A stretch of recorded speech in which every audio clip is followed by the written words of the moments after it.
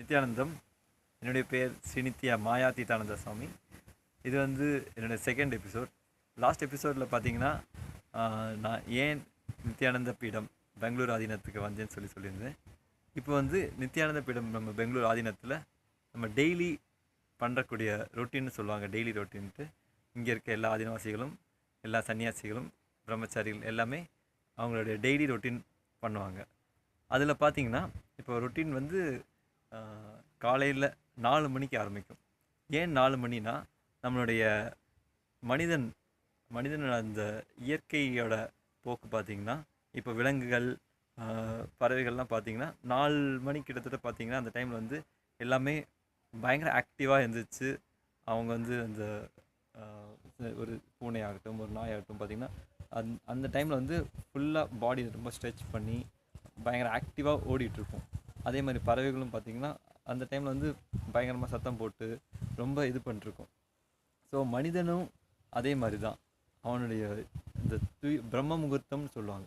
4 to 5 வந்து பிரம்ம முகூர்த்தம். ஸோ நம்மளுடைய தினந்தோறும் ரொட்டீன் வந்து 4 மணிக்கு ஆரம்பிக்கும். 4 மணிக்கு பார்த்திங்கன்னா நித்யானந்த யோகம். அதாவது ஆகமம்ங்கிற நூல் வந்து மகாதேவரே மனிதனுடைய வாழ்க்கை எப்படி வாழ்கிறதுன்னு சொல்லி ரொம்ப தெளிவாக எழுதியிருக்கிறார். அதில் வந்து பார்த்திங்கன்னா நம்மளுடைய யோகம், அதாவது யோகாவோட அந்த ஆசனங்கள் வந்து நிறைய ஆசனங்கள் இருக்குது. அதில் வந்து ஆயிரக்கணக்கான ஆசனங்கள் இருக்குது. இதில் வந்து நமக்கு கிடைத்திருக்கிறது வந்து ஒரு 800 ஆசனங்கள் வந்து நமக்கு இப்போ கலெக்ட் பண்ணி வச்சுருக்கோம். நம்ம ஆதீனத்தில் சாமிஜி வந்து கரெக்டான அதுக்கான ஆகம ரெஃபரன்ஸ் எடுத்து அதுக்கு கரெக்டாக அந்த முறைப்படி அந்த ஒரு ஆசனமும் இப்படி தான் பண்ணணும் சொல்லி அந்த சாஸ்திர ரெஃபரன்ஸோடு வச்சுருக்காரு. ஸோ அதன்படி நம்ம வந்து காலையில் நம்மளுடைய ரொட்டீன் வந்து ஆரம்பிக்கிறோம். 4 to 5 வந்து நம்மளை வந்து ஃபுல்லாக நம்ம அந்த யோகாசனம், அந்த யோகா பண்ணுறனால நமக்குள்ளே என்ன ஆகுதுன்னா, நம்மளுடைய உடம்பில் வந்து அந்த காஸ்மிக் ஜாமெண்ட்ரின்னு சொல்லுவாங்க.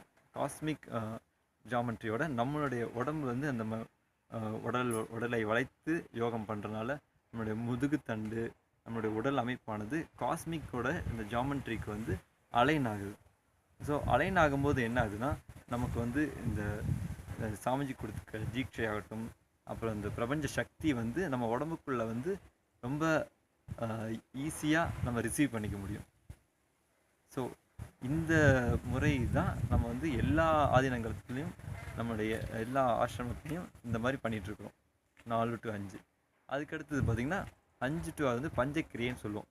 அதாவது நம்மளுடைய உடலை வந்து சுத்திகரிப்பு பண்ணுறது. நம்ம வந்து முந்தின நாள் வந்து ஃபுல்லாக சாப்பிட்டது, அப்புறம் நம்மளுடைய அது வந்து கண், மூக்கு, அப்புறம் நம்மளுடைய ஜலபஸ்தின்னு சொல்லுவாங்க. நம்மளுடைய உடம்பு, அப்புறம் நம்மளுடைய சாப்பிட்றோம் இல்லையா, அந்த குடல், அதெல்லாத்தையும் வந்து நம்ம சுத்திகரிப்பு பண்ணுறோம். ஸோ அதுக்கு வந்து பஞ்சக்கிரியைன்னு பேர். ஸோ இதெல்லாம் பண்ணும்போது என்ன ஆகுதுன்னா, நம்மளுடைய ஸ்டொமக், நம்மளுடைய வயிறானது ரொம்ப ஃபுல்லாக கிளியர் ஆகிடும். மோஷன் வந்து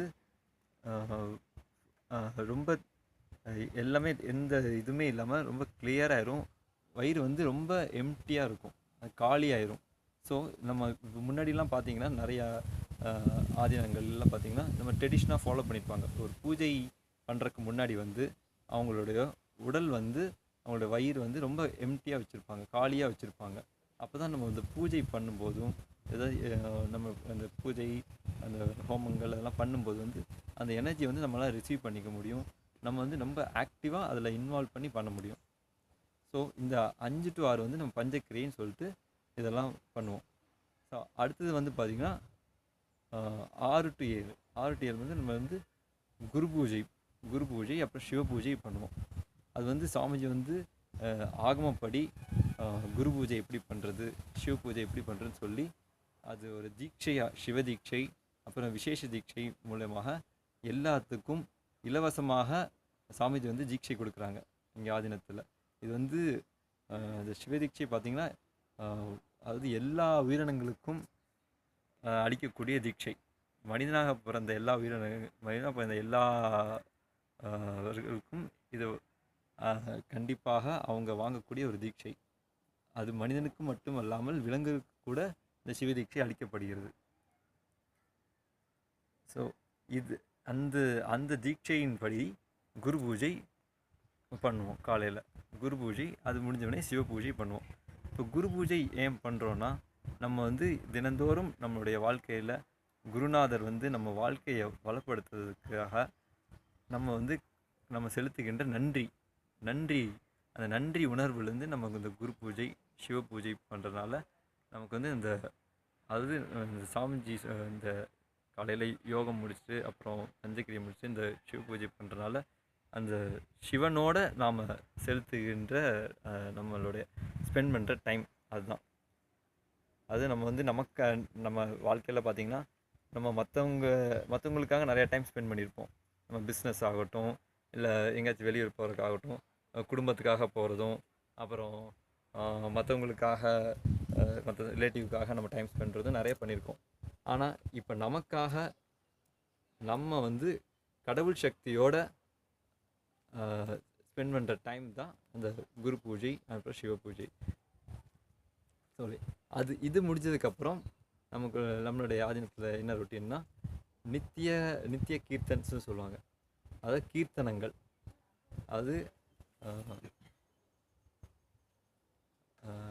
ஆடி பாடி அண்ணாமலை கைதொழுத ஓடி போகும் உள்ள வினைகளேன்னு சொல்கிறோம்.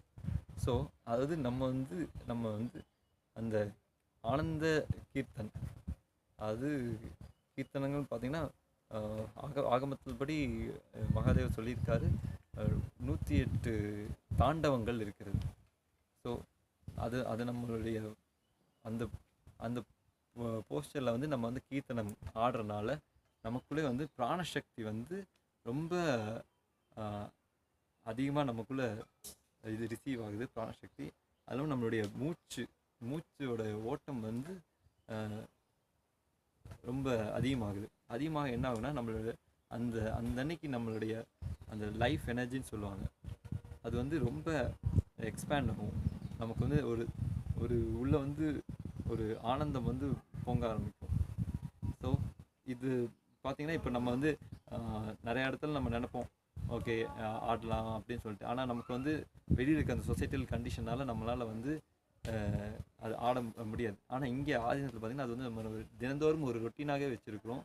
ஸோ அந்த ரொட்டீனை ஃபாலோ பண்ணுறதுனால நம்ம வந்து இந்த ஆனந்த கூத்து வந்து எல்லாருமே, அதாவது இங்கே எல்லா ஆதீனவாசிகளும் சேர்ந்து ஆடுறதுனால அதோட எனர்ஜியே வந்து ஒரு கம்ப்ளீட்டாக டிஃப்ரெண்ட்டாக இருக்கும்.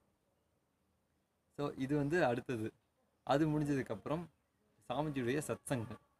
தினந்தோறும் சாமிஜி வந்து அதாவது லைவாக நித்யானந்த டிவியில், அப்புறமா இங்கே இருக்க ஆதீனவாசிகள், அப்புறம் இங்கே இருக்க விசிட்டர்ஸ் எல்லாத்துக்கும் வந்து தினந்தோறும் லைவ் சத்சங்கம் கொடுக்குறாங்க. சத்சங்கம் வந்து அது வந்து சாமிஜியோட அது ஃபிசிக்கலாக நம்ம ஸ்பெண்ட் பண்ணுற டைம். சாமிஜியோட அந்த ப்ரீதிங் ஸ்பேஸில் நம்ம ஃபிசிக்கலாக ஸ்பெண்ட் பண்ணுற டைம் அது. அது வந்து இங்கே பெங்களூர் ஆதீனத்தில் வந்து சாமிஜி வந்து தினந்தோறும் சத்சங்கம் நடத்தி கொண்டிருக்கிறாங்க. அதில் பார்த்திங்கன்னா நம்ம வந்து இப்போ சத்சங்கம் அட்டன் பண்ணுறதுனால நம்மளுடைய வாழ்க்கையில் ஒரு தெளிவு கிடைக்கும். அது குருநாதர் வந்து வாழ்க்கையை பற்றி இல்லாமல் பல விஷயங்கள் சொல்லுவாங்க. இன்னைக்கு ஒரு விஷயம் சாமிஜி என்ன சொன்னாங்கன்னா, அது நம்மளுடைய கல்வி முறை பார்த்திங்கன்னா, இப்போ வந்து நாம் படித்ததெல்லாம் பார்த்திங்கன்னா ஒரு புத்தகங்களில் பார்த்து படிச்சிருப்போம். அது இல்லாமல் இப்போ வந்து கூகுளில் வந்து எல்லாமே ஈஸியாக வந்துடுச்சு. அதை நம்ம வந்து கூகுளில் வந்து டைப் பண்ணி நம்ம சர்ச் பண்ணாலே போதும், நமக்கு தேவையான இன்ஃபர்மேஷன் எல்லாமே வந்துடுச்சு. ஸோ அப்போ நம்மளுடைய பழைய நம்ம படித்த அந்த கல்வி முறை எல்லாமே அதாவது பயனற்று போச்சு. அது வந்து இப்போ யூஸ்லெஸ். ஏன்னா இப்போ கூகுள் வந்ததுனால எல்லாமே நம்ம சாமிஜி என்ன சொல்கிறாருன்னா, கூகுளில் நமக்கு தெரியாத விஷயங்களை படிக்கிறது தான் உண்மையான கல்வி அப்படின்னு சொல்கிறாரு. அதாவது இப்போ சாமிஜி நம்ம இங்கே ஆதீனத்தில் என்ன டீச் பண்ணிருக்காருன்னா வந்து பவர் மேனிஃபெஸ்டேஷன் சொல்கிறாங்க. பவர் மேனிஃபெஸ்டேஷன்னா அது நம்ம உடம்புக்குள்ளே இருக்க சக்தி, அந்த பிரபஞ்ச சக்தி, அது அந்த பிரபஞ்ச சக்தி வந்து நம்ம எப்படி வெளிப்படுத்துறது, அது வந்து நிறையா விதங்களில் இருக்குது. லெங்க்த்து, பிரெத்து, டெப்த்துன்னு இருக்குது. ஸோ அந்த சக்திகள் வந்து இப்போது சக்திகள் பார்த்திங்கன்னா நம்ம நிறைய இது இருக்குது. ஆகாய பதிவுகள் நம்ம வாழ்க்கையில் வந்து நம்ம நிறைய நம்ம வாழ்க்கையில் வந்து நம்ம ஒரு ஒரு விஷயங்களுமே ஆகாயத்தில் வந்து ரெக்கார்ட் ஆகும். அதுக்கு பேர் தான் ஆகாய பதிவுகள். இப்போது அந்த இதை வந்து நம்ம அந்த 3வது கண் மூலயமா, சாமிஜி கொடுக்குற தீட்சை மூலயமா நம்ம 3வது கண் அவைக்கன் பண்ணி விடுறது. அவைக்கன் பண்ணுறது நமக்கு என்ன ஆகுதுன்னா, அங்கே ஆகாய பதிவுகளை வந்து நம்ம வந்து ரிசீவ் பண்ணுறக்கூடிய அந்த கெப்பாசிட்டி நமக்கு வந்துடுது. ஸோ அதனால் நம்ம வாழ்க்கையில் என்ன நடந்தாலுமே, மற்றவங்க வாழ்க்கையிலும் என்ன நடக்குதோ, அவங்க ப்ரெசன்ட், பாஸ்ட்டு, ப்ரெசன்ட், ஃப்யூச்சர் எல்லாத்தையுமே நம்மளால் தெளிவாக சொல்ல முடியும். அவங்க வந்து சின்ன வயசில் அவங்க என்ன பண்ணியிருந்தாங்களோ, அப்போ ஃப்யூச்சரில் வந்து அவங்க என்னவா ஆக போகிறாங்களோ, அது எல்லாமே நமக்கு வந்து ரொம்ப தெளிவாக அந்த காலபைரவரே வந்து தெளிவாக சொல்வார், அந்த ஆகாய பதிவுகள் சக்தியின் மூலமாக. இதே மாதிரி பல விதமான சக்திகள் நம்ம ஆசிரமத்தில் சாமிஜி இனிஷியேட் பண்ணிட்டுருக்காங்க.